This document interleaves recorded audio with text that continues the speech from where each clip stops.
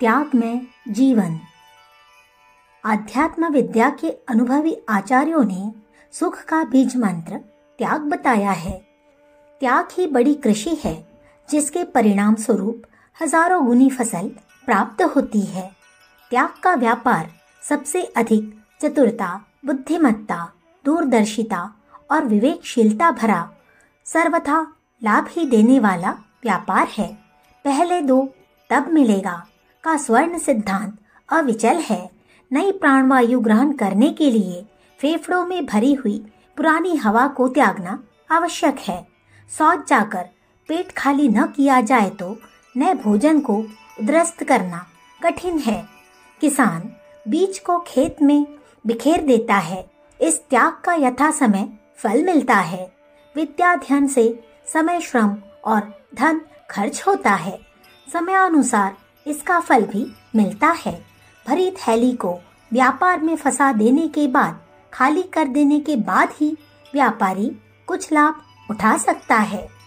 पति पत्नी मित्र जब एक दूसरे के लिए कुछ त्याग करते हैं तभी उन्हें मैत्री का सुख मिलता है। यदि दोनों पक्ष अपने अपने मतलब में चौकस रहे, अपनी जरा भी हानि न होने दे, केवल स्वार्थ का ही ध्यान रखे तो पति पत्नी में और मित्र मित्र में प्रेम का आनंद उदय नहीं हो सकता। माता पिता यदि संतान के लालन पालन में आत्मत्याग न करे तो संतान सुख प्राप्त करना उनके लिए कैसे संभव हो सकता है। बाजार में इस हाथ दे उस हाथ ले का व्यवहार चलता है। कोई वस्तु खरीदनी है तो उसकी कीमत चुकाए बिना अभिलाषित वस्तु प्राप्त नहीं हो सकती। कुछ प्राप्त करने से पहले कुछ देना आवश्यक है। यह नियम आध्यात्मिक क्षेत्र में भी उसी प्रकार लागू होता है जैसे कि भौतिक जगत में। गीता में बताया गया है कि त्याग ही सुखों का जनक है। यदि आत्मोन्नति करनी हो तो त्याग का मार्ग अपनाना आवश्यक है। त्याग का तात्पर्य है छोड़ना। हम प्रायः अपने स्वार्थों को, मोह को, अहंकार को, ममता को, स्वामित्व को बहुत बढ़ा लेते हैं। फलस्वरूप मन क्षेत्र पर इतना भार जमा रहता है कि उसके दबाव से अंतःकरण हर घड़ी दबा हुआ, कुचला हुआ, भारी भारी रहता है। प्रायः धनवान एवं वैभव संपन्न लोग रात दिन चिंताओं से बेचैन रहते हैं। कारण यह है कि उनकी ममता के सूत्र से बंधा हुआ वह वैभव उनके ऊपर भार बढ़कर चढ़ उठता है। फलस्वरूप वे धन का सुख भोगना तो दूर, उस वैभव के भार से दबे हुए, कुचले हुए दूसरे दुख उठाते रहते हैं और एक गरीबी की अपेक्षा भी बुरी मनःस्थिति में रहते हैं। बड़ा संचय इसलिए उपयोगी हो सकता है कि उससे बड़ा त्याग किया जाए। अन्यथा भी हिंसा, असत्य, चोरी, दुराचार की भांति ही परिग्रह को भी पाप माना गया है। आत्मोन्नति का साधन योग है। योग की आरंभिक सीढ़ी यम नियम है। यम 5 है। अहिंसा, सत्यास्तेय, ब्रह्मचर्य, परिग्रह, यमः। इस सूत्र में महर्षि पातंजलि ने अपरिग्रह को आत्मोन्नति का प्रारंभिक तथ्य बताते हुए स्पष्ट कर दिया है कि जो लोग केवल ममता, स्वार्थ और संचय ही पसंद करते हैं, त्याग करने में जिनकी रुचि नहीं है, वे आत्मोन्नति नहीं कर सकते। त्याग के बिना आत्म सुख की प्राप्ति असंभव है। हमारे धर्मशास्त्र में पग पग पर दान का महत्व वर्णित है। हर कर्मकांड के साथ, हर शुभ कर्म के साथ, हर आपत्ति के निवारण के लिए कुछ न कुछ दान करना आवश्यक होता है, जिनमें मनुष्य त्याग का पाठ पढ़े। हमारे प्रातः स्मरणीय ऋषि मुनि जिनके चरणों में रिद्धि सिद्धि लौटती थी, भिक्षाटन करते थे, जिससे वे लोगों को दान का, त्याग का क्रियात्मक पाठ पढ़ा सके, अभ्यास करा सके। कंदमूल फल खाकर गुजर कर सकने वाले, वल्कल वस्त्रों से तन ढके रह सकने वाले वीतराग महात्माओं को किसी वस्तु की आवश्यकता नहीं होती, पर लोगों को त्याग की साधना कराने के लिए वे भी भिक्षाटन करते हैं। इसमें लेने वाले का लाभ नहीं, देने वाले का ही लाभ प्रधान है।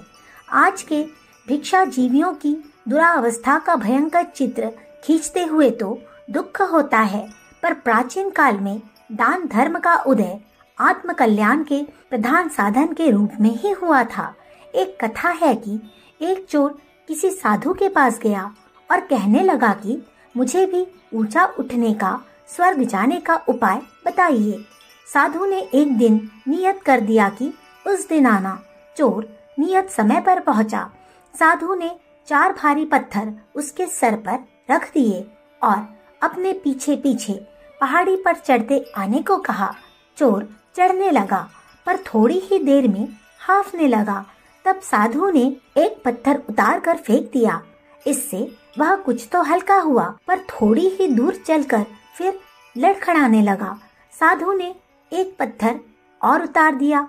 कुछ दूर बाद वह 2 पत्थर भी भारी लगे। इसी प्रकार एक एक करके वह 2 पत्थर भी फेंक दिए गए। तब बोझ रहित हो जाने पर चोर आसानी से साधु के साथ चला गया और पहाड़ी की चोटी पर पहुंच गया।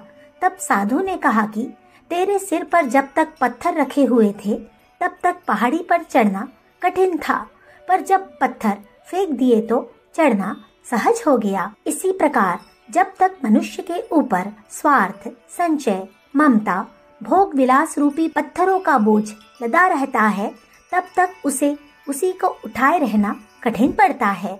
फिर आत्मोन्नति के लिए चलना किस प्रकार हो सकता है?